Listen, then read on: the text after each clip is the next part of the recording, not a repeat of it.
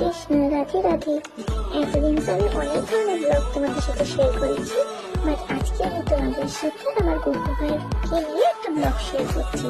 তো আমি আমার গুপু ভাইকে দুপুরে কি কি খাওয়াই ও সেটা তোমাদের সাথে শেয়ার করবো। তো গুপু ভাই জেমস খুব পছন্দ, তো গুপু ভাইকে জেমস দিয়েছি, একটা চকলেট ছিল ওটা দিয়েছি, চন্দনের ফোঁটা লাগিয়ে দিচ্ছি।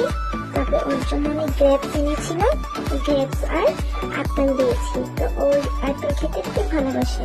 তো একদিন আমাকে স্বপ্ন দেখিয়েছিল যে দিদি ভাই আমি আপেল খাবো, তাই ওর জন্য এখন আমি তাই বাজারে গেলে ওর জন্য আপেল এনে দিই।